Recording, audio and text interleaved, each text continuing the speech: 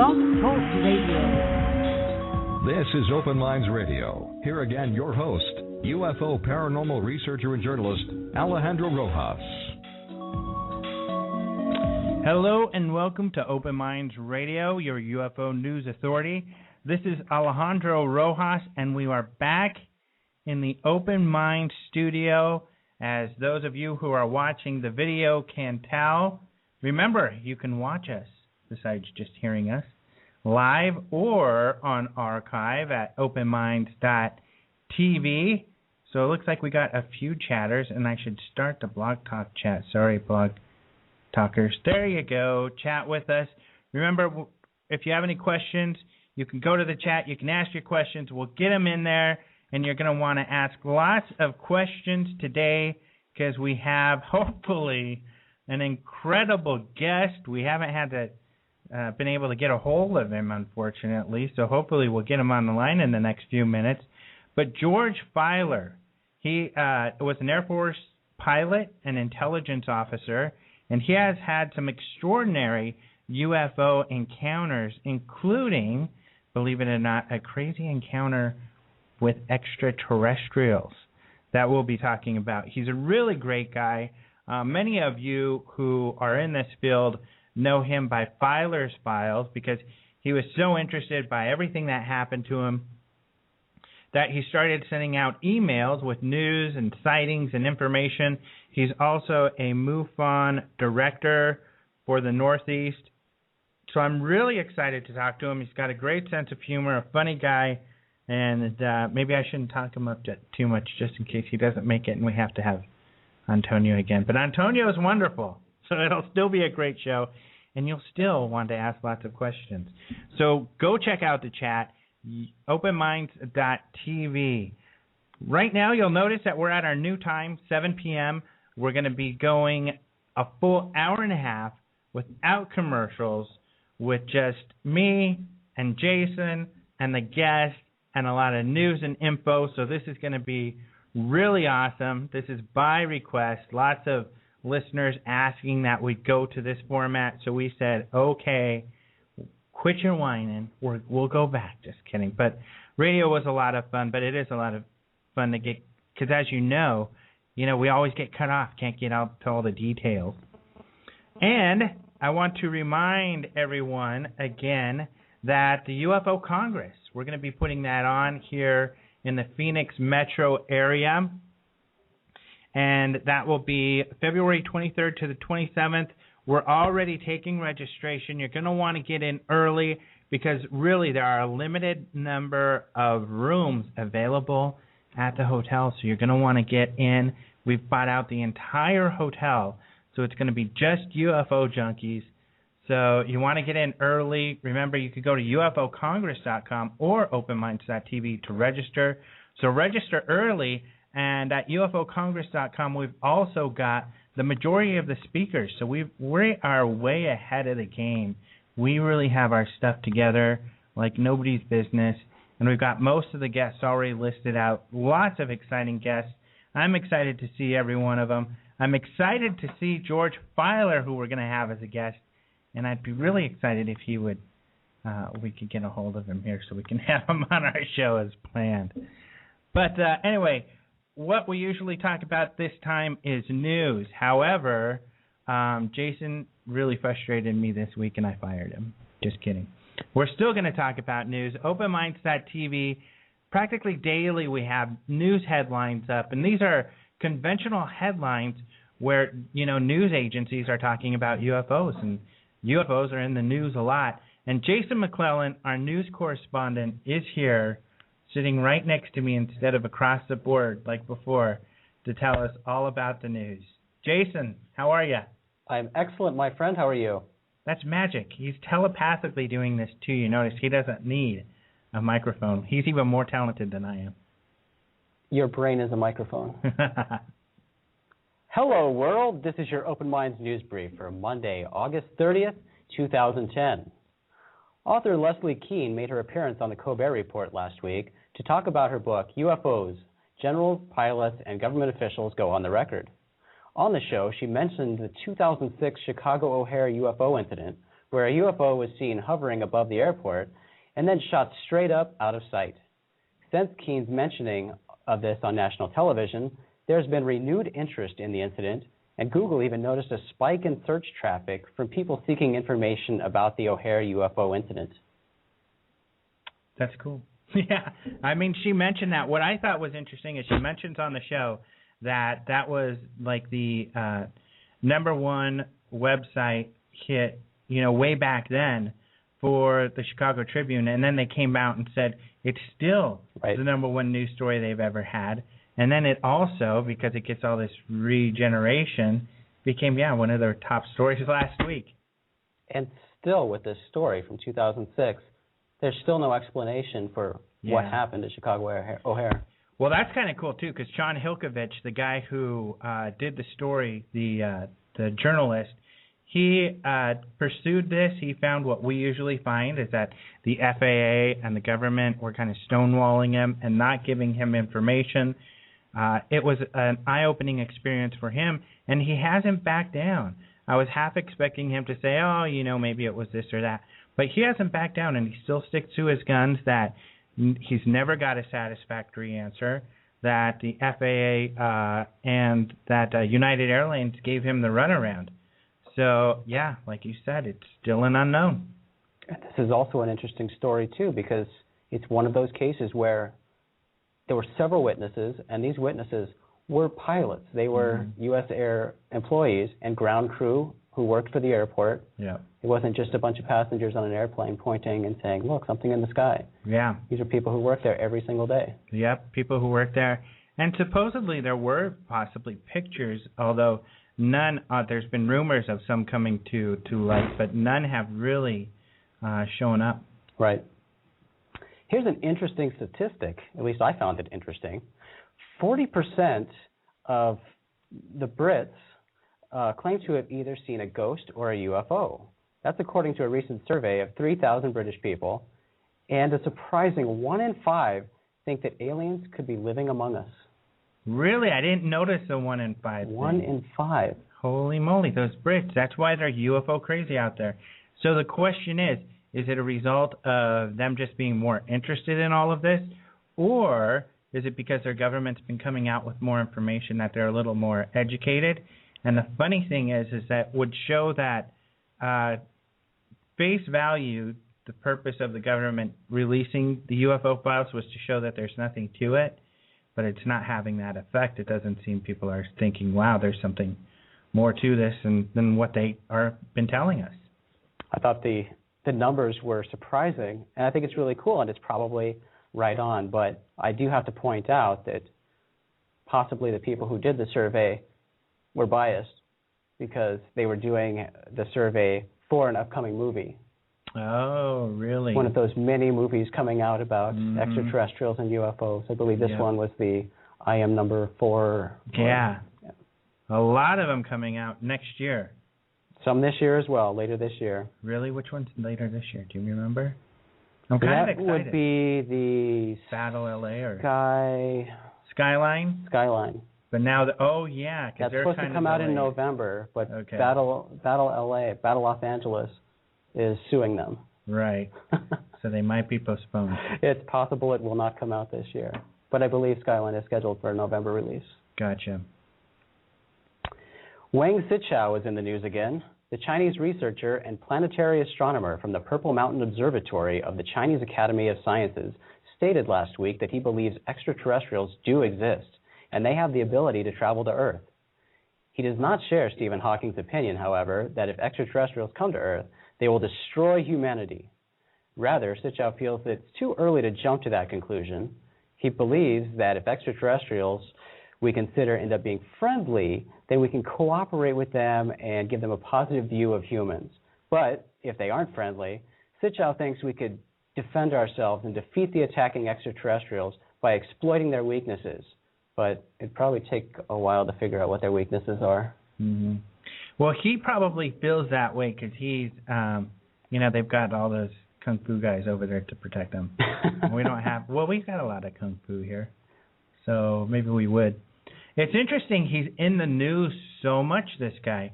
And what is more interesting and kind of sad is all the people, somehow Wang Sichao, who's one astronomer in China, represents the whole entire country, because now you have all these stories that China is saying this and China is pro-UFO. So many stories saying that, claiming that what this guy says represents China. China says that aliens exist. Yeah. But this is one astronomer, people. I know it's great to hear somebody talking about this, but he does not represent the entire Chinese government. At least I don't think he does. Be exciting if he does. We need to get a hold of him. Yeah, they must have some impressive weapons he knows about then, too. That's a cool observatory they have there, though. Mm-hmm. Purple Mountain does a lot, and yeah, he's been in the news every week now. Yeah. Well, and you've been researching Purple Mountain Observatory, and you said you didn't find him listed in their staff, though? I looked at their staff, and I didn't see him on the website. So I wonder if he's fictitious. Yeah. People's Daily has just created this person. It looks like the city of Roswell, New Mexico, is standing behind its annual UFO festival. There were concerns earlier this year that the city would no longer fund the festival because it wasn't mentioned in the preliminary budget. But on Wednesday, the city approved funding for the festival in the amount of $150,000. The city council wanted to reevaluate whether the money was being spent wisely or not. Now that the money has been approved, council members say they will be watching it like hawks. Mm-hmm. So this unfortunate situation, you know how this rolled out, which was really sad, is that they say that they're going to revisit the budget before the event starts. So people got scared. The major headliner, which would have brought people from around, probably tens of thousands of people from around the world, Billy Ray Cyrus, pulled out the most famous, what is that haircut called with the mullet? The most famous mullet. No, people love that guy, and he pulled out because of these budgetary problems. And then they end up approving the same budget that they've had anyway. So just bad timing. They shouldn't have said anything till after the event. And now, as we see, they never had to say anything anyway. They were probably hoping that he would pull out and replace with his daughter. Yeah. Hannah Montana? Hannah Montana. I still know her as Hannah Montana. That's what my niece used to watch and she liked. So. My wife saw that on TV and couldn't figure out for years that Hannah Montana and Miley Cyrus were actually different people. What do you mean? Sorry, Alejandro, I didn't mean to burst your bubble. This is a really cool story from last week. A UFO was captured on a motion-activated camera in Fort Worth, Texas last week. The camera, used by hunters to spot deer, photographed an object in the sky that is a string of several symmetrical lights. According to photo timestamps, the object hovered in the sky for nearly 2 hours. Yep, so this has made a lot of news. It was on LA Times. We posted it, but since then it's, as soon as we post it, then everybody picks it up. But it's been on major news all over the place. And I haven't seen, I don't know if you have in any of these stories, any explanation for what it might be. No explanation. The person who owns the camera said that, they ruled out things like vehicles because there are no roads in the area. It's very secluded. Also, cell antennas, there aren't any. It's just a very secluded area. There's nothing back there that could explain these lights. I'm not sure what it is. At first, I thought it could possibly be a car, like a bus driving by or something, but this thing is sort of above the tree line. Yeah, it's in the sky. So I thought maybe it was, what are those glowing bugs that fly around? That it could be something like that, but that area doesn't have them, I guess. But firefly. Fireflies, there you go. Because maybe the wing flapping creates, because bugs often have that kind of, where you see string of light effect. String of light kind of effects. Right. Very strange. After 30 years of researching, a 49-year-old Australian ufologist has finally seen his own UFO. Eric Black of Brisbane, Australia, became fascinated with UFOs at childhood and has spent his lifetime researching them. But until recently, he had never seen a UFO with his own eyes. While vacationing in Australia's Northern Territory, Black saw something that, at first, he thought was a low-flying plane. He described the object as an amber-colored, hamburger-shaped thing with black dots on the top. And he also said it was several times brighter than Venus. The UFO hovered above him for 30 seconds before it rapidly disappeared. And he was so excited by what he was seeing that he forgot to take a picture, even though he had his camera right there with him. Yeah, well, sometimes you get really excited. I completely understand the feeling because I've had it happen to me. Yeah, exactly.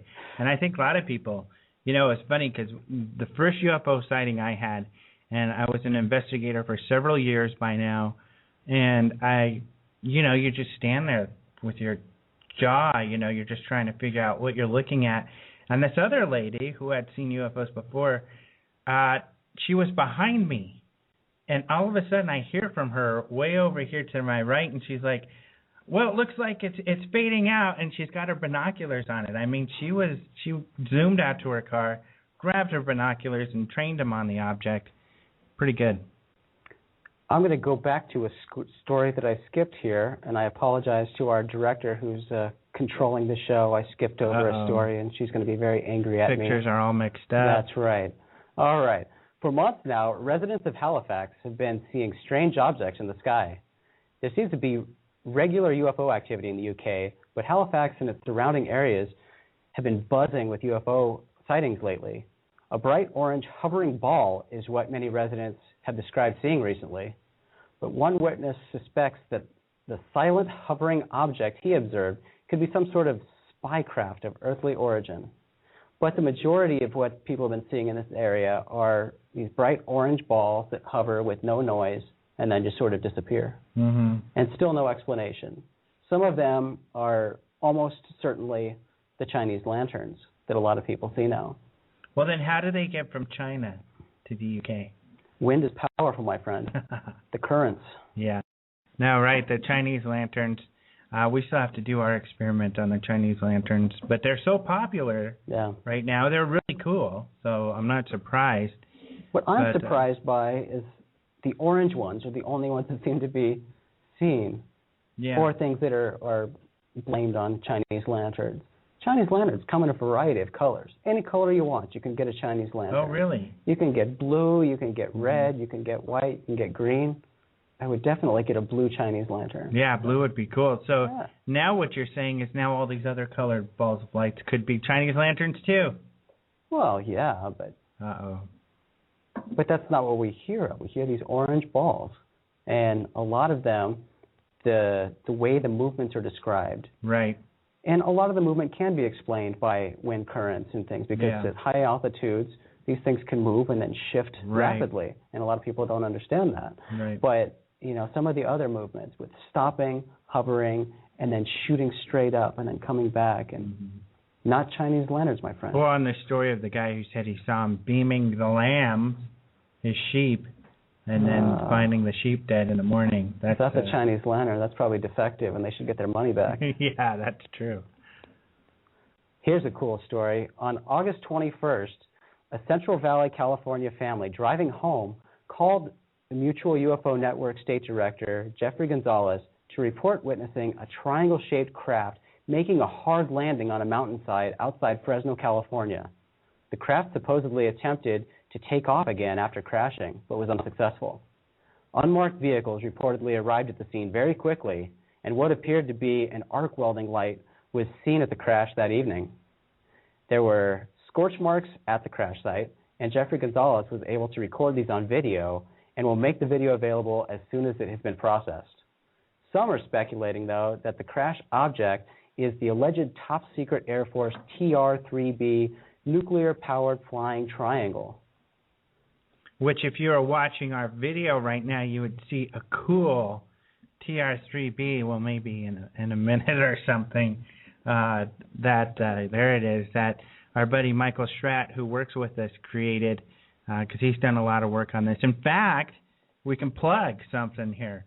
Our video that we have online of Michael Stratt talking about some of this stuff on our YouTube, you can see the whole lecture for only $3.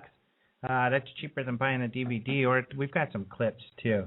We've got stories in the magazine on this and everything. So really cool looking vehicle. It would be, I can't wait. Of course, everybody's waiting for these pictures and these videos to see what he's got, because if you can see some Stingray type of triangular aircraft landed on the ground on this hill, that would be pretty damn cool. Very cool. And something interesting about this TR-3B that I just found out is, there's a lot of, well, of course, with any alleged top secret military craft that nobody knows about, there are also rumors by people who think the government is out to fool us, which they possibly may be, that this is all just made up by the government. There's no such thing as a TR-3B. They just created it to have an explanation for all the triangle-shaped UFOs that people see. Interesting. That could be too, I guess, huh? You never know. What the heck is going on with these UFOs, Jason? That's what we're here to find out. Right. Alejandro, that's it for the news. Remember to check out these stories and more at openminds.tv, your source for UFO-related news. I'm your Open Minds news correspondent, Jason McClellan, and you've been briefed. All right. Thank you, Jason. Now, talking about the and more part that Jason had mentioned was some of the other stories that we have up on the website this week. Some really cool ones. Pretty much our biggest news scoop is, of course, from Antonio again, who had a rare document related to a famous sighting in Brazil off the Trinidad Islands. And these are some photos. Hey, Jason, your mic's still on. These are some famous photos that you can see on our website. But what Antonio had was a document that was written by the guy who was involved with taking the first pictures, and it has come out that supposedly a cousin of a cousin, actually I think it's his, maybe even his sister, a family member, claims that on his deathbed he said, "I hoaxed those things." The problem is the president and some of the others were involved with this whole incident, and there were a lot of witnesses that were actually Brazilian Navy who saw this thing. So how could he have hoaxed something that people had seen is a question. What do you do with all these other witnesses? How could it all be a hoax? This and that and that. And you can read the details of this in the story. But still, it's kind of cool that Antonio was able to find this document. We had it translated by a coworker who speaks, I think they speak Portuguese out there. And we were able to put that online to this debate going on about these Trinidad UFO photos. Kind of exciting because it's an incredible event that took place where all of these Navy guys had seen this thing. So a lot of questions still exist, of course, when it comes to that. We just posted a story today from Michael Schratt, yet again, like we were talking about, on the UFO case files that he has been putting out. Essentially what he did is he went through some MUFON and CUFOS files, CUFOS being the Center for UFO Studies, and he is an illustrator. He creates aeroplanes and different types of devices in AutoCAD and is able to render these in 3D, and then he'll often put those overlaid on top of a scene that is similar to where the witnesses had seen the craft, and he's done that with a lot of these stories with the details behind these case files. So that's pretty cool. We've got a story on all of those movies that Jason had talked about and what's coming out there. We also have, Jason wrote a story on different tourist spots, so if you're trying to get in a vacation still here at the end of the summer, you'll be able to check that out. We also have, some people mentioned in our magazine, our last magazine, by the way, was dedicated to abductions, and we had a lot of stories there. Really, if you know nothing and if you're skeptical about the whole alien abduction thing, which I can understand, I was a big skeptic until I really went and did some field work, hands-on, getting out there to know people who had claimed they were abductees and finding out that, yeah, they probably were abductees. And Stan Romanek, of course, is a case that I have checked out before, and we had a story on him as well as an interview in the magazine, and the interview was kind of an excerpt of a longer interview, and we have that entire interview now up on the website. for people to check out. I know some people were asking about that because some people got their magazines before we got that up. So luckily that is up now. And then we also have some cool stories from the USSR. I say that because these were stories from before, the whole breakup and before the USSR had totally crumbled. Again, this is an Antonio story, which is really cool, where he had a lot of files and a lot of cases that happened back then that he put together into, there are so many of these stories that we broke them up into 2 stories, but mostly this was airplane pilots with radar type situations. Lots of really cool stories and pictures of some of these people who had these experiences. So you can check that out as well. So really cool stuff there. We're working on the 5th issue already of our magazine, even though you guys haven't gotten the 4th. The 4th is going to print and will be out in probably just a few weeks, maybe 4 weeks or something like that. Not sure exactly when. But we're really excited about the 4th issue. It has to do with UFO landings. So you're going to want to go and subscribe to the magazine at openminds.tv before everybody else does and we run out of these.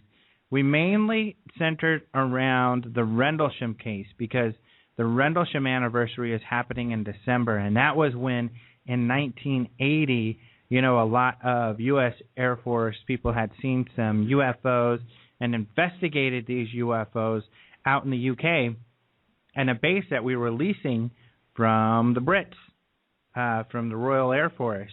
And it's just an incredible event. It's very well documented.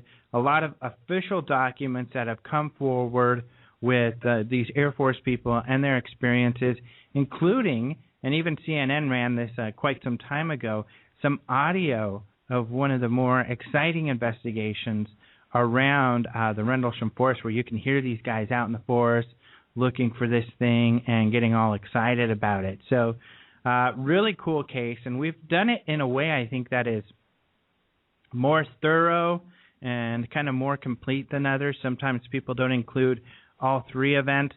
They just include, 2 of them because the events can be very different. The 3rd event that happened, there's possibly, or at least some alleged ET type of activity there. So really exciting.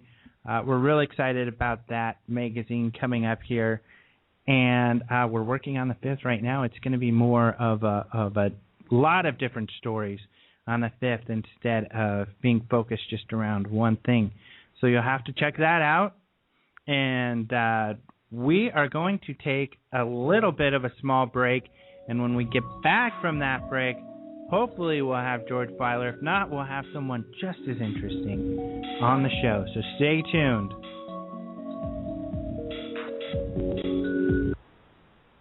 Open Mind Production is proud to present the 20th anniversary of the International UFO Congress, coming to its new home at the Radisson Fort McDowell Resort and Casino in Scottsdale, Arizona. This is the premier annual event for UFO researchers, enthusiasts, and the general public with an interest in mysterious phenomena. Come listen to expert ufologists, government officials, and respected scientists presenting information relating to UFOs, extraterrestrials, crop circles, abductions, cover-ups, and more at the largest UFO conference in the country. The 20th anniversary of the International UFO Congress takes place February 23rd through February 27th. Visit ufocongress.com for more information, including sponsorship and vendor opportunities.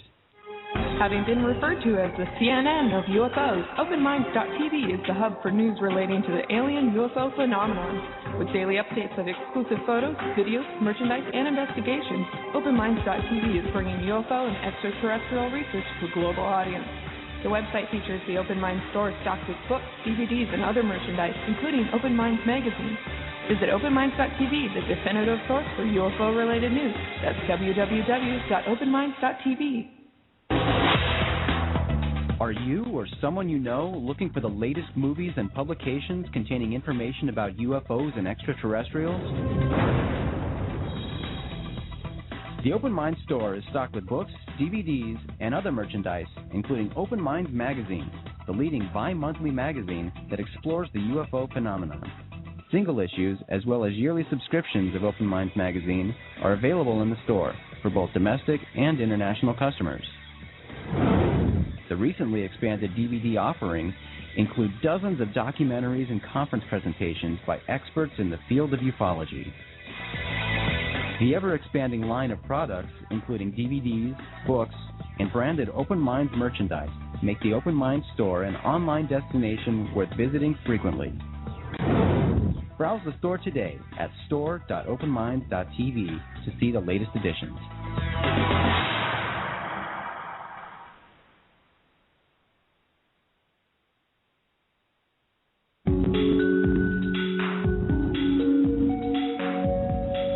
Welcome back to Open Minds Radio. Here now, former official spokesperson for the Mutual UFO Network, your host of Open Minds Radio, Alejandro Rojas. All right, welcome back. We don't have George Filer, but we got one of his good buddies, and so you're going to have to answer for George. Yeah, we've got Antonio, and let's do you have his mic on? Antonio, say hello, hello. Yeah, hi. Not yet, so they'll work on that. But some of the things, let me tell the guys, some of the things we'll talk about once they get your microphone working. And that will be some of the latest stories that we have. We'll talk more in detail, which is kind of cool because I want to talk more about this, the Trinidad case. And something I forgot to mention earlier also was the French situation, because I think that's a really cool kind of dynamic, because we've talked about this. And let's start here. Let's see. I guess they got the mic working, so say something. Okay, yeah. Is it working? I guess it's according to them, huh? But the French situation, a lot of people keep talking about, there are governments around the world who are talking about UFOs and pro-UFO and all of this stuff. But that really doesn't seem to be the case, in at least my opinion, and I think we share the same opinion there. The only country who is more proactive about actually investigating UFOs, not just taking reports, is France. Mm-hmm. So maybe we could start off talking more about that. Tell me about the document that we had just recently posted.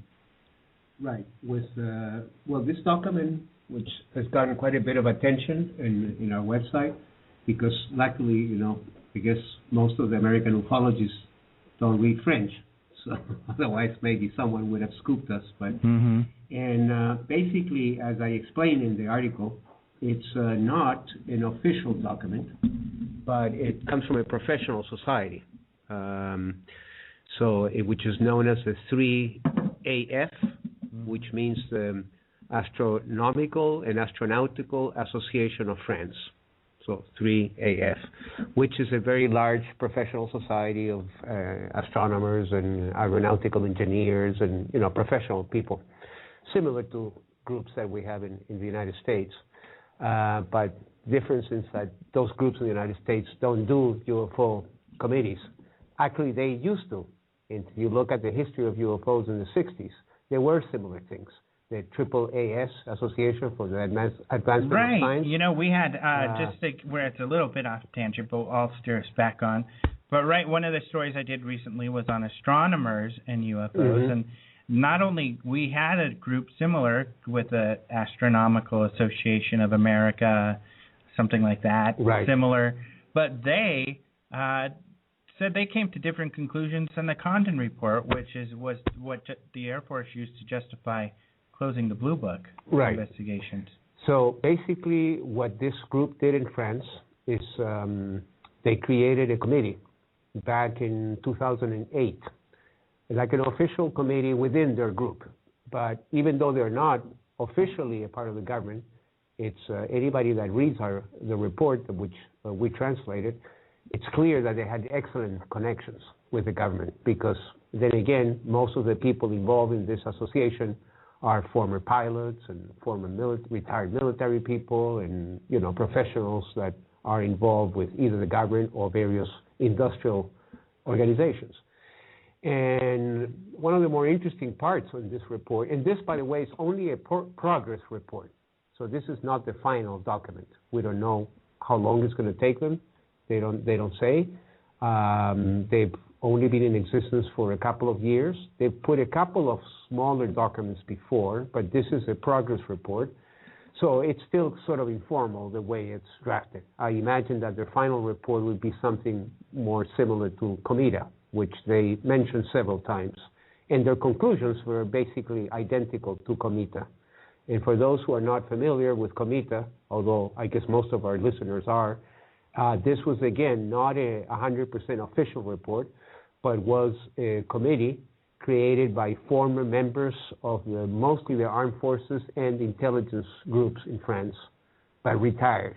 And they created a pretty official-looking group, although they spoke as retired officers. And they released a famous report back in 1999, which again was very positive towards the existence of UFOs. In both of these instances, were any, still serving officers or generals supportive, like vocally supportive? Did they receive any sort of support? They didn't receive any negative comments from the government, did they? Well, the Comida report was criticized, but I don't know that it was criticized by the government. It was criticized by by the press and by civilian, more conservative type civilian ufologists. And some of the criticism was because there was a little bit of confusion. A lot of people, especially in the international media and international American UFO groups, made it sound like it was an official report, which in fact it wasn't. So some of that was just kind of a misunderstanding. Kind of like we talked about earlier, where Wang Zichao represents the entire Chinese government. Yeah, and again, I mean, we've had similar situations even in America. When Bruce Maccabee, for instance, who is retired now, but he used to be an optical physicist who worked at the Naval Research Laboratory, Weapons Laboratory, as a civilian scientist, but obviously all his UFO reports and UFO analysis were Dr. Bruce Maccabee, the private scientist. He never pretended to be representing the Navy. But let's say that someone in another country saw his credentials and said, oh, Navy says UFOs exist, right? It was Maccabee's opinion. So, but what's interesting about this latest report is that they obviously had a lot of cooperation from the French military. Because if you remember when you posted it, that in the early part of the report, they actually list all the different agencies that they visited, and they went to all these secret military bases and met with generals, and they were shown stuff and radar. They even talk about reports that were done by some French intelligence agencies that have never been released. I've never seen them. I mean, I've seen some, but not. There's one particular one coming from one of these directors of French intelligence.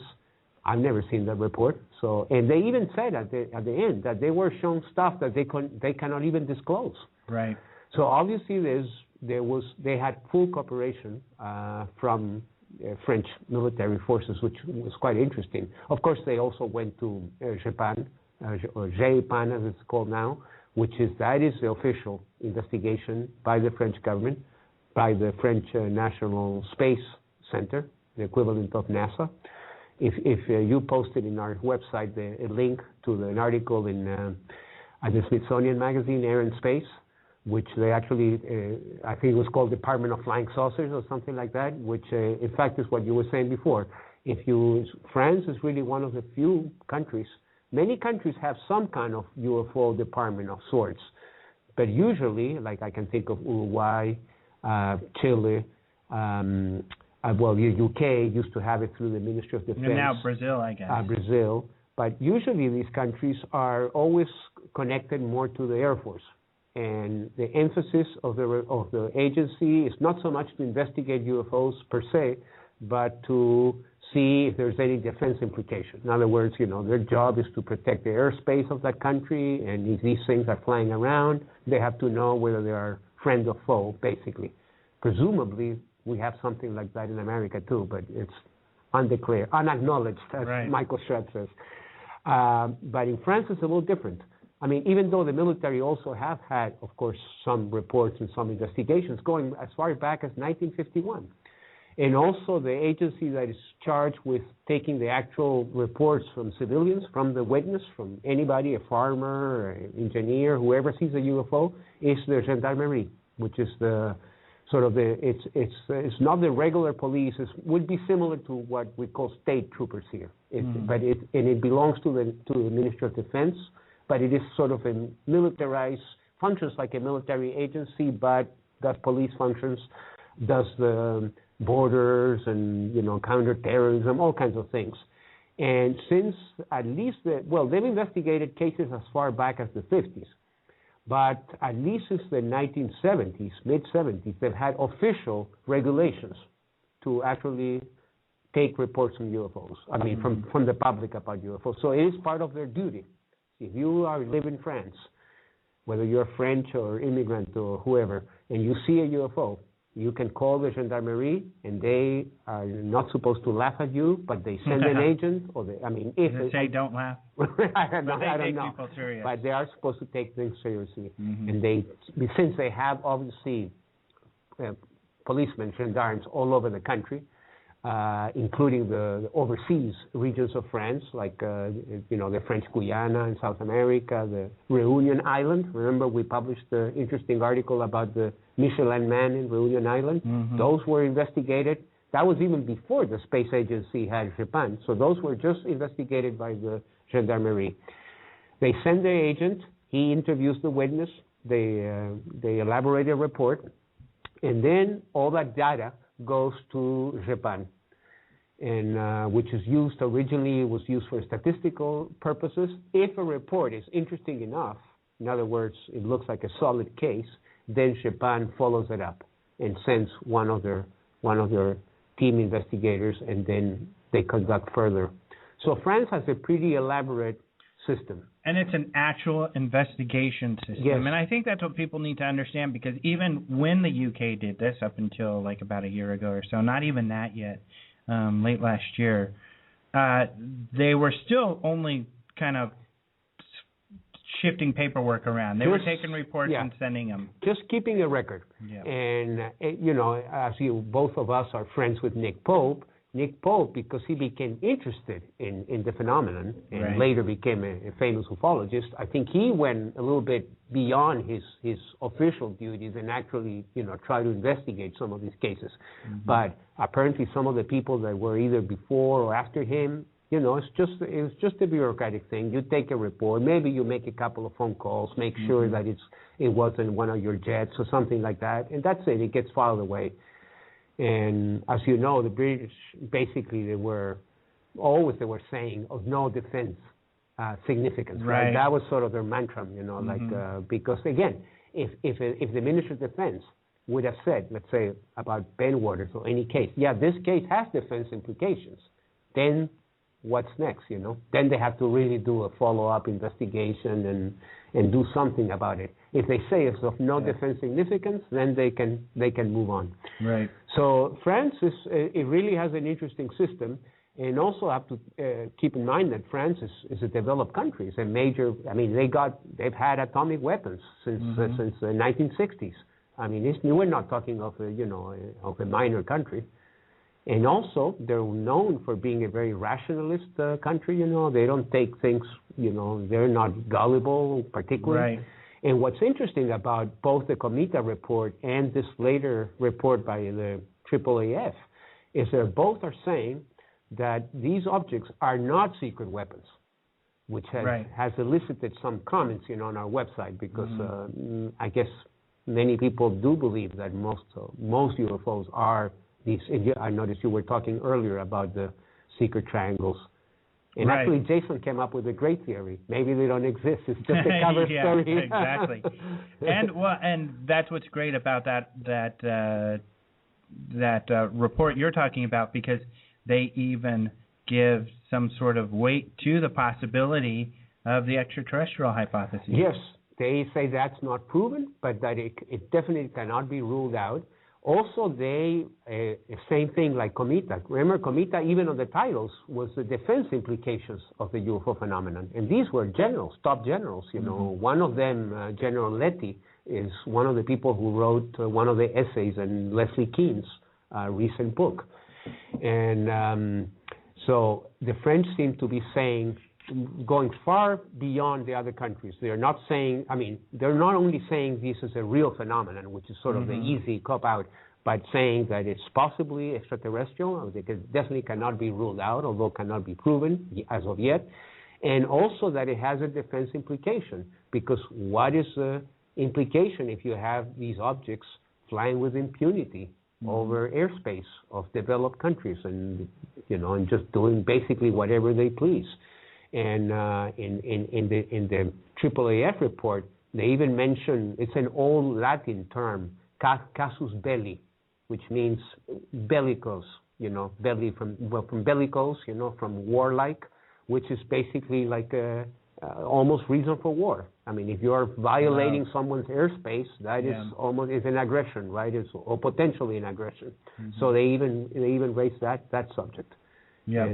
So that's what I think. That's what I think needs to be a point that needs to be made, is that France is pretty much the only country out there who is really actively investigating and taking a real serious and being brave enough to say that this is a serious issue that we need to investigate. The Japan, they're a little bit being that, as opposed to Comita or the AAAF, who are not speaking officially, whereas Monsieur Blanc, Yvan Blanc, he's the current head of the Japan. He is, if he says something, then he is speaking for the French government. So they're a little bit more toned down on their statements.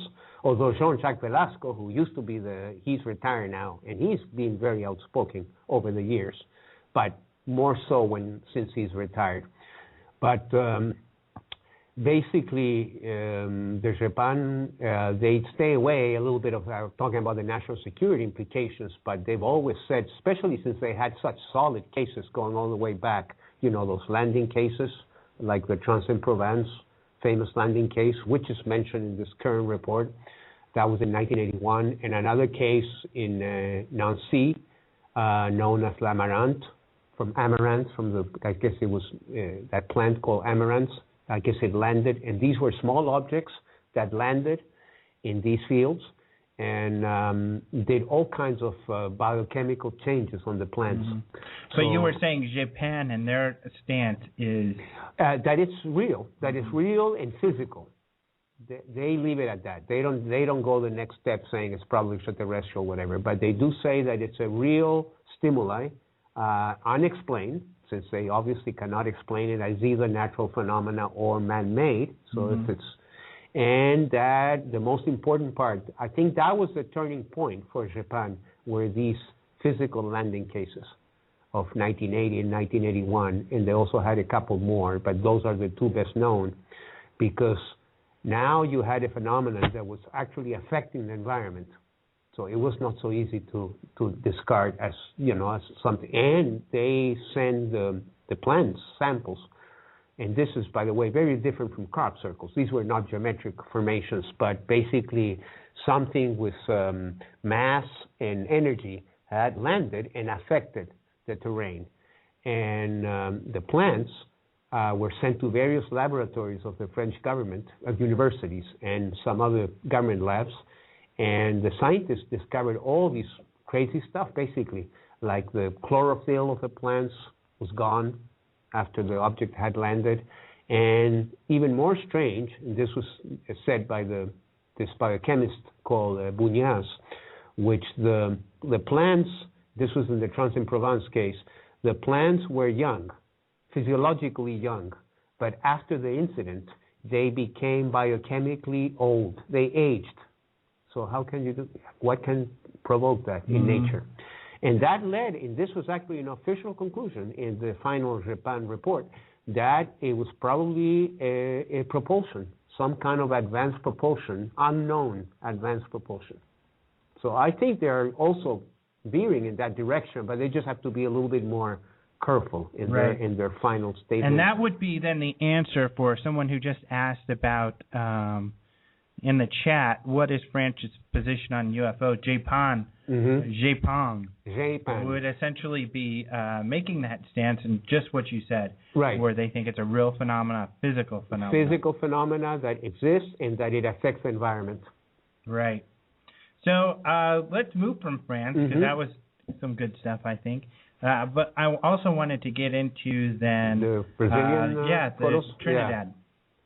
Yeah, well, as you know, and this has been all over the ufological forums, what happened was that about 2 weeks ago, Fantástico, which is a very, very prime time, extremely popular TV show in Brazil. You're supposed to say it, Fantástico. Fantástico, yeah. It means fantastic, right? We don't need translation. Actually, I was interviewed once there, that show, but years ago, because they've covered many times UFOs. And what's interesting is normally they've been very positive towards UFOs, but this last program, which was broadcast in early August, was quite negative. They basically debunked most of the Brazilian famous cases, except the one famous wave, what is known as the Night of the UFOs and Aeronautics, which happened in 1986, in which jets were scrambled all over Brazil, and the Minister of the Air Force made official statements and all that. So that remained as a good case. But some of the other cases where they took a negative spin, but the most famous probably was this sequence of photographs known as Trindade Island, which appears in practically every single UFO book ever published since 1958, including I noticed they're in Leslie Kean's book too. They're a very, very famous sequence of photographs, partly, even though they were taken by a civilian photographer called Almiro Baraúna. Baraúna, yeah. But they were taken on board a Brazilian Navy ship, right, because it was part of the International Geophysical Year. So they had civilians, I guess, there as observers or whatever. And they were seen in this deserted island in the middle of the Atlantic Ocean, which belongs to Brazil. This happened on January 16, 1958. And many crew members, of course, saw the UFO, as well as people of the diving team, which Baraúna was part of.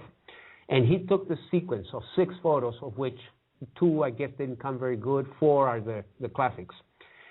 And the case was kept quiet. After the ship docked at port, the Navy took a hold of the case and investigated it. And eventually, a dossier with the photos and some Navy conclusions reached the president of Brazil at that time, a man called Juscelino Kubitschek. And this was quite remarkable because the Navy had kept it quiet, but he was so excited, I guess. He was kind of a visionary, you know. He's the one that moved the capital of Brazil to Brasilia, or it started the construction, because he said Brazil needs to move towards the interior. All the population had always been in the coast during colonial and early independence. So he was known as a visionary. He saw these photographs and said, this is too important to remain secret. And he gave them to a reporter from a newspaper called the Morning Courier, Correo de Mañana, which Morning Courier. We actually published the clipping in our article, and the main front page. And after that, it became a famous case. Now, Baraúna was a very skilled photographer. So even from the early days, some people have always maintained that these photos must have been hoaxed. But there was no proof. Then in this Fantástico program, they interviewed this friend of Baraúna, a woman who worked for an ad agency, or used to work for an ad agency, called Emilia Bittencourt. And she said that Baraúna had confessed to her. We don't know when, because the interview was very short. It was basically, we reproduced, of course it was all in Portuguese, but we reproduced the translation. And basically she said that what Baraúna did is he took 2 tablespoons, I guess cut them and made a saucer with them, and then took a photo using the home refrigerator as the background. And I guess then they were overimposed. She didn't say that, but I guess the implication is because obviously the pictures, you see the island and the coast, so then it would have to be a double exposure. You make right. And that was it. And so, of course, the skeptics say, oh, finally confession, you know, the photographer confesses, even though it's a second-hand confession. There's Denise there, too, although she wouldn't appear on camera, but according to the host of the TV show, said that Denise also had confirmed this. And that was it. So immediately there was a lot of fuss about it, and the skeptics were delighted. Said, "Well, finally we have a confession." The other people say, "But wait a minute." Yeah. So, but there were other witnesses, right, on the Correct. ship. Well, what I say at the end of the article I posted on our website is that even if the photos were hoaxed by Barahona, which I actually don't think so, but I remain open in the sense that he was a skilled guy, and Right. he was known to have hoaxed other photos. We reproduced the photo that he had hoaxed in 1954, but up front, not tricking people to say this is a real. Telling them right. this was an experiment. We know it is. Right. And then there was some other hoax that supposedly he had done as a diver, but had nothing to do with UFOs. It was some safe that they claim it was an old French safe or something. So that's unrelated to UFOs. But of course, skeptics will say, well, but this is a guy that used to hoax. Perhaps.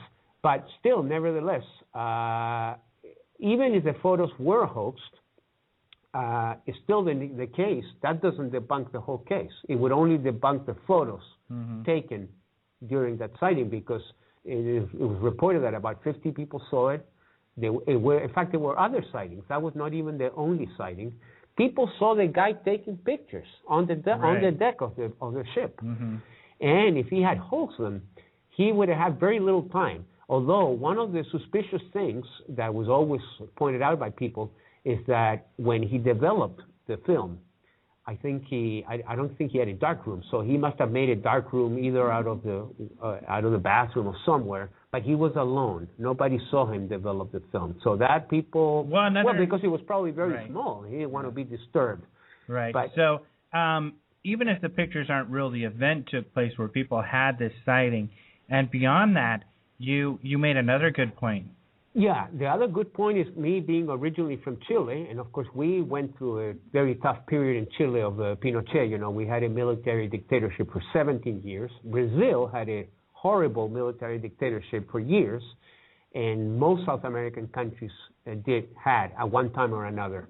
So I frankly, knowing, and especially you have to go back to that period, during the period of the Cold War, that was the heyday of the military dictatorships, because basically they could get away with it. The United States was so concerned about communism that they actually supported all these military dictatorships. Right. They sold them weapons, they trained their officers, and so on. So I find it not impossible, because of course nothing is impossible, but hard to believe that a guy would trick a UFO hoax right inside a Navy ship, and then he was interrogated by the Navy intelligence and everything, and kept the hoax going. Because you could get you're risking your life. You could get in serious trouble. And then just kept it going forever. Of course, people say, well, he didn't know they're going to be so famous, whatever. But I think that's an important point. But the main news that we did in our story is that I found in my files this document, which was a whole description of the case, written by Barahona himself, signed by him, and with even a little drawing of a ship done in 1967. And which I believe, I'm not even 100% sure, I've had it in my files for a long time, but I probably, as I say in the article, probably came from one of my mentors, which we discussed it in my first interview here, Coleman Ponkevinsky, the old Hungarian-American colonel, because he had corresponded with Barahona, and he had good qualities, prints, which he received, I guess, from Barahona himself. Now, I thought that this document was probably known in Brazil, but apparently it wasn't. Because we're getting a lot of attention now from Brazilians. They're quite excited that here's a full new document by the author of these famous photographs. Yep. So we'll talk a little bit about what is in that letter after we take a break here in a minute, and then we'll also get into more subjects. Someone was saying, man, this is real nuts and bolts, so we'll start to talk about more of the controversial extraterrestrial related topics here in just a minute. We're going to take a short break so we can powder our noses, and we'll be back soon, so stay tuned. Open Minds Radio.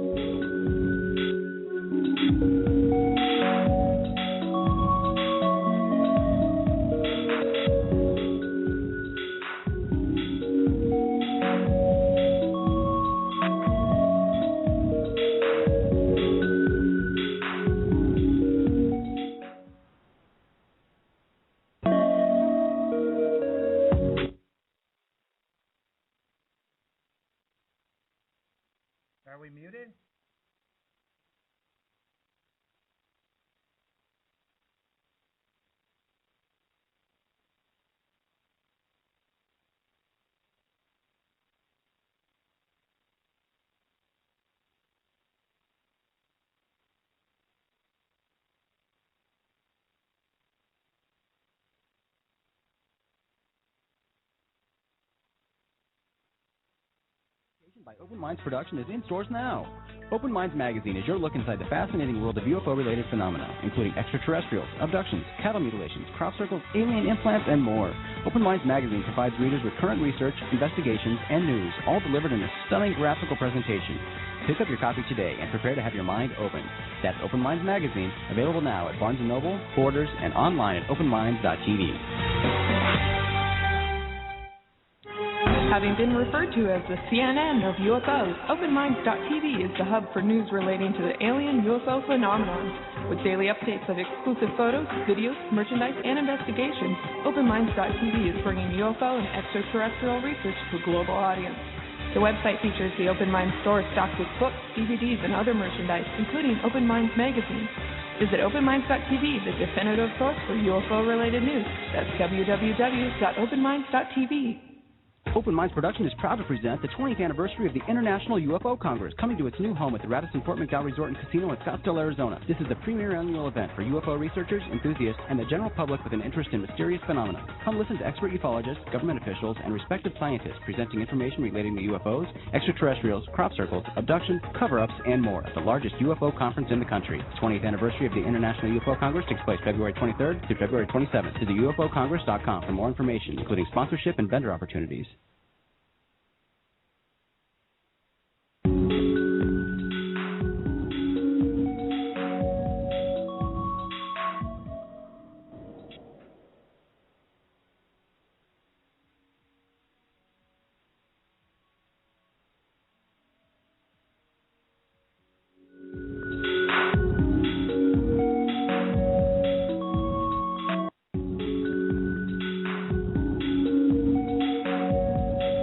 Welcome back to Open Minds Radio. Here now, former official spokesperson for the Mutual UFO Network, your host of Open Minds Radio, Alejandro Rojas.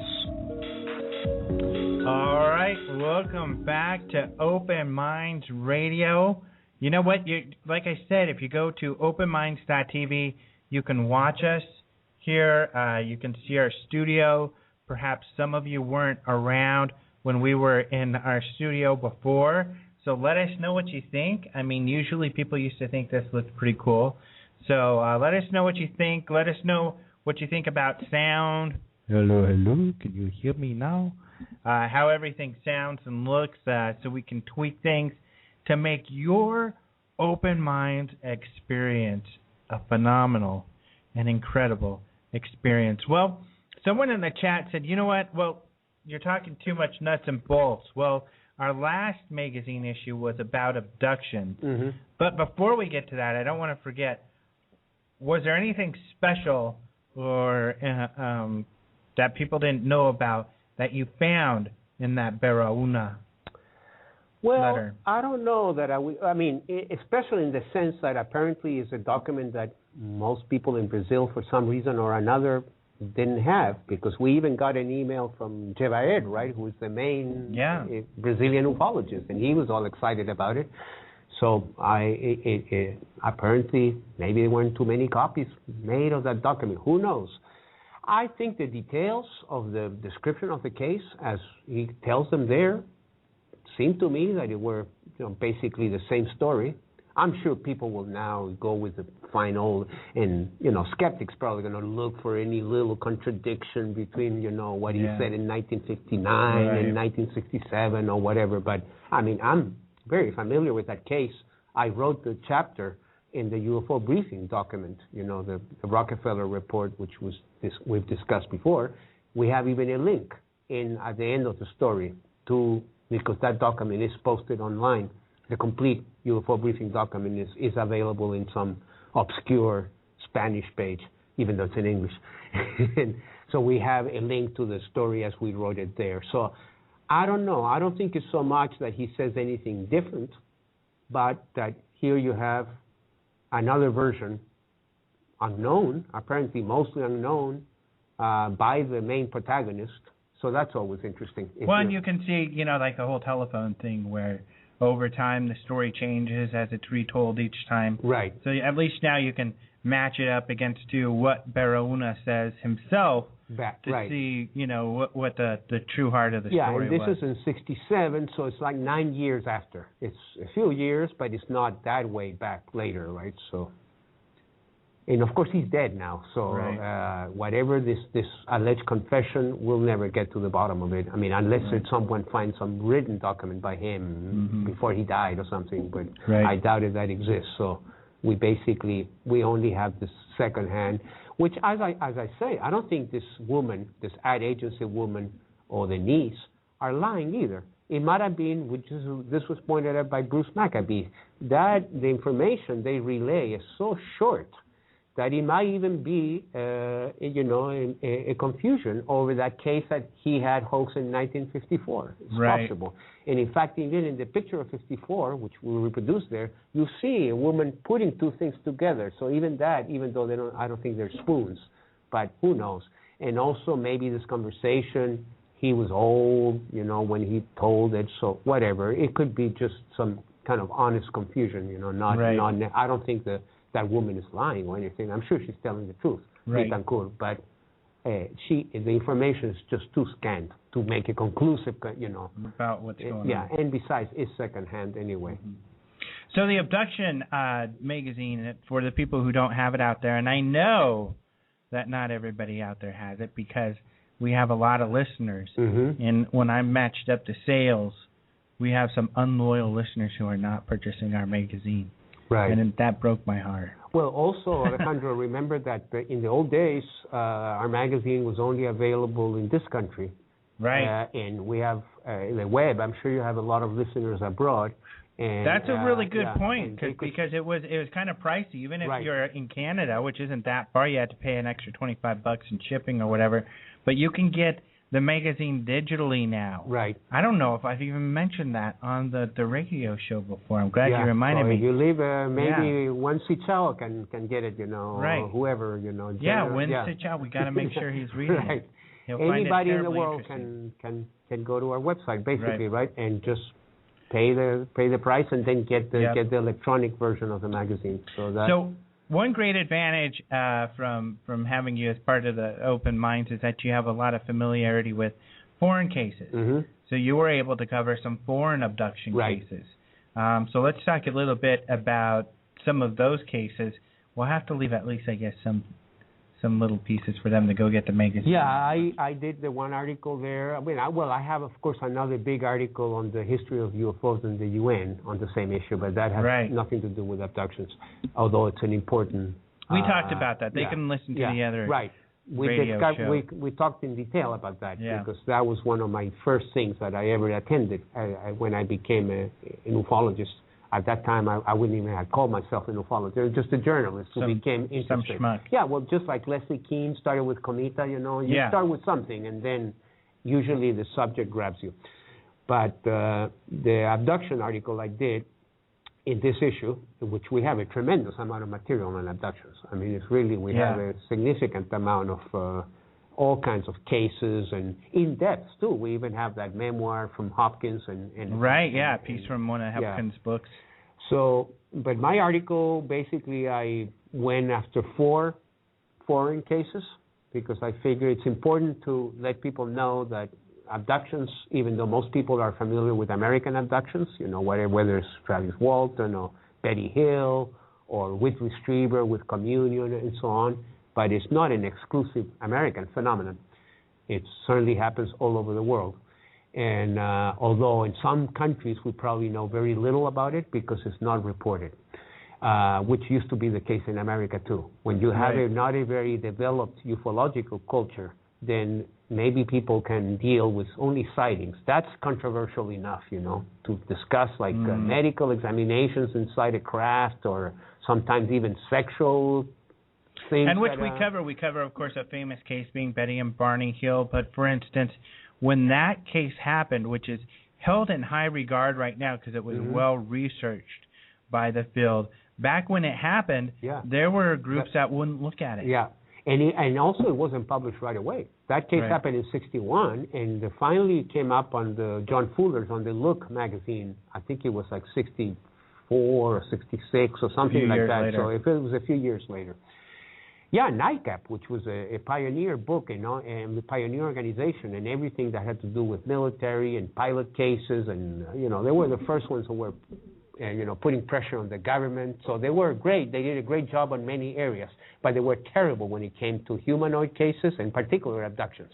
They thought that was so crazy for that time that they wouldn't touch it.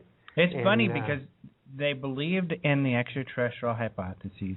Right. They saw these things flying around. What did they think were flying them around? Well, David Jacobs, who was a historian, who later became, in fact, one of the main investigators of abduction, he had a famous line who said, well, for NICAP and those people, they wanted to deal with the objects, but not whoever was piloting the objects. Yeah. Like that, they wouldn't deal. So I think we see a similar pattern in some countries. But it's changing because we have a global culture now, so even that is changing. In fact, we did have a case in China at a place called Phoenix Mountain. Oh, really? Yeah, and which is kind of a crazy case in the sense that this abductee also had a sexual encounter. So that kind of shocked the Chinese ufologists, and they didn't want to deal with that too much. But nevertheless, the Chinese are so open towards this phenomenon that they invited this guy, and we have, no, I don't think we have a picture of that in the magazine, but I have a picture that Sun Shili, the famous Chinese ufologist, prominent ufologist in China, who was the founder of the China UFO Research Organization, who had a very interesting background because he had been the interpreter for Chairman Mao Zedong, the founder of China. I heard of that guy. Yeah, the communist leader, right? And Sun Shili speaks Spanish perfectly because he used to be the Spanish interpreter for Mao Zedong. So, and I met him at several occasions. I haven't seen him recently, but I saw him in San Marino at the International Symposium in San Marino in Italy. I saw him in New York and so on. And we could talk Spanish. And that was great. Right. So I was able to interview him and so on. I even did as an interpreter for him one time. So he took this guy, this abductee, this peasant, because it worked at a forestry place in some remote part of China, near this place called Mount Phoenix. And this guy gave a talk at an aeronautical symposium in China. Imagine that happening in the United States. You bring, like, let's say, Stan Romanek or someone like that, and he addresses a symposium where they're engineering, talking about space travel and space colonies or whatever. So that shows how things are different in other countries. Anyway, we have that case. We have another case, which is... Was that in your article? That's in my article, one of the 4 cases. And the other one, we discussed it, I remember, in your shows a while ago, because it's one of my favorites, is Wolski, the Polish case, which is the only abduction case that has its own monument. The Poles were so excited about this it's case. interesting we're talking about this, too, because the fairly popular sci-fi website, IO9, they just wrote a story about this, about the monument. The monument. The Wolski case with the comic. Right, and they quoted us, I guess. I hope. Hopefully. I don't think they did. Oh, actually. Well, there's some other stuff around it, and so that's a great case because it was so thoroughly investigated. This was investigated in the days when Poland was still communist. Well, sort of the waning days of Polish communism. But what's interesting is Poland became a pioneer in the Iron Curtain countries because whether the other countries you had to be a member of the Communist Party or whatever, in Poland, since they were Catholic and they had sort of their own culture, ufology was not a state thing. You didn't have to be associated with some Academy of Sciences or something like that, although most of these people were scientists, but it was privatized. They did it on their own. And but they thoroughly investigated this case, and it's a wonderful case, very, very well documented, and also because it happened in such a remote part of Poland that it's something that now it could never happen again. But back in 1978, here you had a guy in the border of Poland and Ukraine or something like that who never heard of UFOs, didn't know that this was a phenomenon that existed, that people report these things. He called them weird foreigners. And so for him, these were... And kind of not a typical abduction. I mean, right. Very strange. I know we've got an article that you had written quite some time on back. The web, right? On the web. Yeah. In fact, the article on the web is more complete. The magazine, you have to make things kind of short, and also because it was not the only article. So, and then of course I have the other one, which is very famous, is the Vilas Boas case from Brazil, and this happened 4 years before Betty Hill, 1957. But here, this was the first case where you really had a sexual contents. I mean, completely obvious sexual contents, which later became known in some abductions. But back then, if abductions alone were controversial, never mind, having sex with an alien, that's well, just especially too much. because it was, of course, every man's fantasy. Or it's in the movies where the sexy alien, beautiful woman comes and she doesn't say a word. So, of course, that's wonderful to have this beautiful woman. There was no talking here. Not even telepathic. And she says, she just gestures and they have their experience. And people find that so hard to believe. But then we have Star Trek, and that's all James Kirk is doing, flying around space, making love to alien But this happened women. long before. Right. So there was not so... Yeah, there was science fiction. Of course, you always had in the pulp magazines of the 30s and 40s, you always had the monster taking the beautiful, Earth girl. That part was kind of common, but not the description of this guy as he tells it. So that case wasn't even touched for years. And it was only published after the Betty Hill and other cases have been published in America. And it was not even published in Brazil first. It was published in Flying Saucer Review. Even though the report, which was prepared by Dr. Olavo Fontes, a pioneer of Brazilian ufologists, been dead for many years, very thorough report. And he was a medical doctor as well, and had excellent connections with the Army and everything else. But this had nothing to do with the military in this case. He thought the case was real. And so he took it seriously, investigated thoroughly, did a medical examination on Vilas Boas, and sent the report to APRO, because he was the representative in Brazil. APRO, the Aerial Phenomena Research Organization, which was much more open-minded than NICAP. But even for APRO, this was a bit too much because of the sexual contents.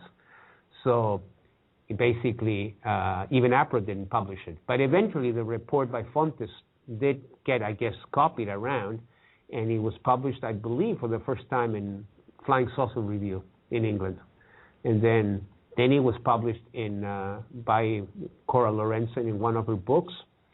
And so after it was published in England and in America, finally the Brazilians said, well, the cat is out of the bag, so we might as well publish it too. So then it was published in O Cruzeiro magazine, which was a Life magazine, a very famous magazine. And but I guess we won't discuss too much the details, so people will buy a magazine. So but it's hot. When it comes to other countries and abductions, I mean, you hear most of that. Of course, we hear most about that here in the States. We possibly, and this is a question kind of you can answer, have more people researching that and maybe taking that serious. What other countries have that you've seen seem to have a lot of abductions? They do. But again, like in many places, because of the culture, whatever, some countries being more conservative, having, more religious conservative type, like in what I'm talking, probably like Islamic countries. But even Islamic countries, Turkey, for instance, which of course is not at all a religious country, it's a secular society. It's Muslims, but they're totally separated state from religion. And in Turkey, there are many abduction cases. So they definitely happen. I'm friends with, I haven't been in touch with her recently, but I've known her for many years, Marie-Thérèse de Brosse. She's a French journalist. She used to write for Paris Match, which is one of the main magazines in France. Very big magazine, would be like Time magazine. What's it called? Paris Match. Paris Match. Would be like Time magazine here, although it's got a big format. It looks more like Life, but it's extremely famous magazine. Well, she came to New York when I met her in the 90s, and because she was researching abductions. Eventually, she published a book on abductions, mostly American cases, but I guess she went to Canada, other places as well. When she published, but this was later, her book. Originally, she published an article in this Paris Match magazine. I don't know what's the distribution, but it's huge. The magazine got hundreds, maybe thousands of letters. Wow. From readers. People having experience. From people having experience. Because the French, they love, they're thorough in their investigations and all that, but abductions was maybe considered too much for a lot of the UFO groups in France. So that had been kind of left aside. We're talking early 90s. And so when she published this, I forgot, she told me the amount. It was like 600 letters or more. So the matter could be that it is across the board worldwide, very similar in numbers. As the United States, we just have more people listening, or more people to contact to write about it. In Italy, they did a survey similar to what was done in America with the Roper poll. Mm-hmm.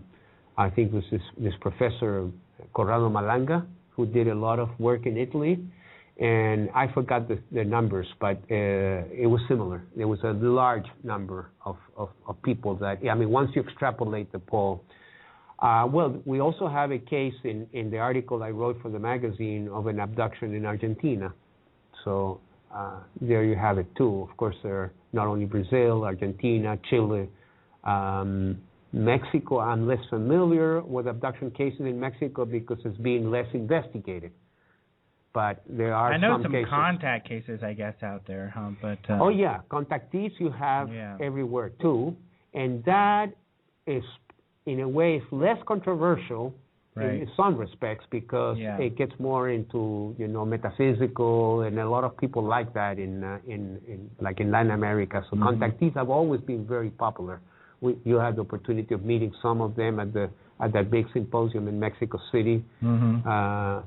Sixto Paz from Peru. Sixto is very popular. Yeah. He always had a huge crowd around him. And they fill theaters, these guys. Yeah. But they don't talk so much about their case. They basically talk about, they give a lot of religion in a way to people, and how aliens are going to come and basically, help us to develop our consciousness. And so there's like a whole metaphysical kind of New Age side of it, which a lot of people like, as opposed to, they took me into the thing and they analyzed me and whatever. So, which that is, some people are more resistant to that. And that's, I think, what's interesting, and you don't see a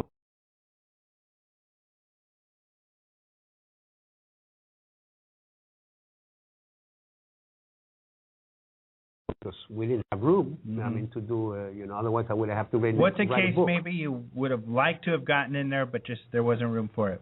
Well, another case that originally I was going to include, but we left it out because we already had covered it on the first issue. Or was it on the second issue? I forgot. We already. I think the second one. Issue, but it was a very impressive case, the Sanfretta case in Italy. Because here you had a case which was documented actually by the Italian Carabinieri, the Italian police. They did all the investigation for that case. And also this guy who was a private security guard. He belonged, Sanfretta, that was his name. He belonged to a private security police force. But they had radios and guns and all that kind of stuff, which didn't help him at all, the guns or whatever. In one of the instances, the police at Carabinieri said they saw him being taken and they were shooting at the craft. Right. Yeah, there is even a famous document from the Italian police, which we have in our files. We got from our colleague Mauricio Bayata. So it's a very good case. There are another case that I was tempted to use was the Godfrey case that comes from Great Britain. That was a policeman. It's a famous case of a British policeman who was driving in an area of Britain. This happened in the 70s, and he was abducted, and he was hypnotized, and the whole thing.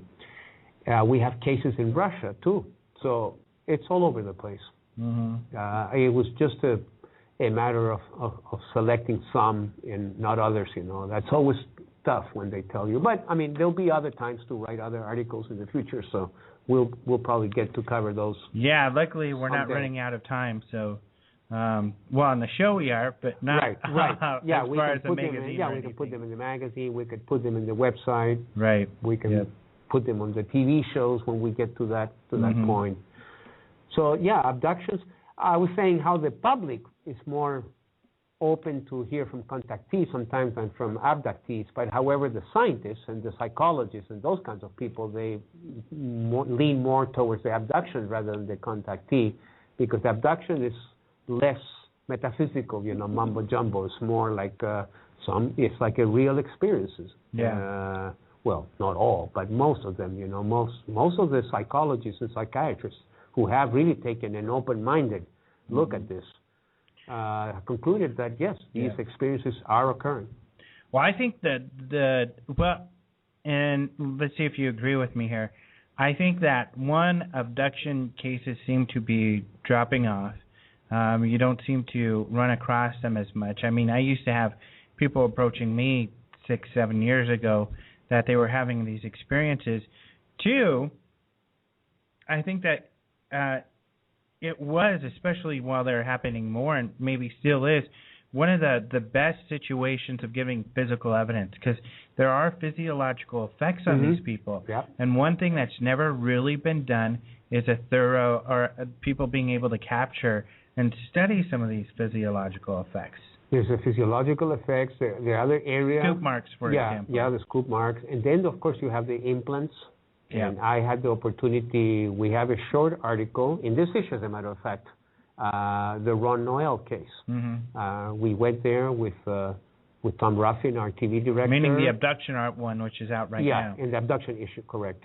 And we went to the offices of this Dr. Matriciano in the LA area, and Roger Lear, of course, who was the best known. With Roger Lear and Jaime Maussan. Jaime Maussan was there, and Telemundo. Hagdan, yeah. Hagdan was there. It was almost Whitley like a Strieber was yeah, it was like a UFO festival. My next guest, Yvonne Smith. She's going to be on next week. She was there, right? So she will be able to tell you whether she's getting more patients now or less.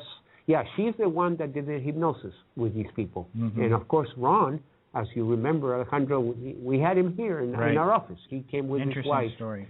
It's a very interesting story. Had never gotten any media attention or even an investigation. And it was only because he saw on TV one of those programs, UFO Hunters, or one of those things where he saw Roger Lear, as a matter of fact, taking one of these implants and, quote, coincidence, or perhaps, or more likely synchronicity, it was on the same day that he had received from his doctor an X-ray of his hand. Right. Because he had a work-related accident or something, so they took an X-ray, and the doctor called him and says, "Did you have surgery?" The guy said, "No, never." It's because you seem that you have a clamp there or something. Yeah. So he had no idea what that was, and then he happens to see that TV show on the same day, and that kind of got him going. And great. Yeah, well, I'll talk more about that. In fact, we're done here, so I'm going to talk more about next week's guest. But thanks for stepping in. Luckily, we're really fortunate to have Antonio here. We're fortunate he didn't go home and that he's always full of incredible information. So thanks for stepping in. You're welcome, Alejandro. Next week, as we mentioned, we have Yvonne Smith. She began researching the UFO phenomena in the late 80s, and in the 90s, she became a hypnosis specialist after a couple years of internship.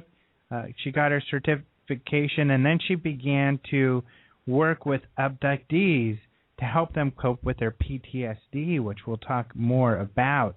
Of course, it would make sense that they've gone through a traumatic experience, that something would be going on there. So she also started CERO, the Close Encounter Resource Organization, which has monthly support groups and lectures. Actually, they're going to have Stan Romanek very soon lecturing out there. In fact, in a couple of weeks, when we're going to be in San Leandro, I'll be speaking out there. So Yvonne Smith next week. So check Open Minds Radio.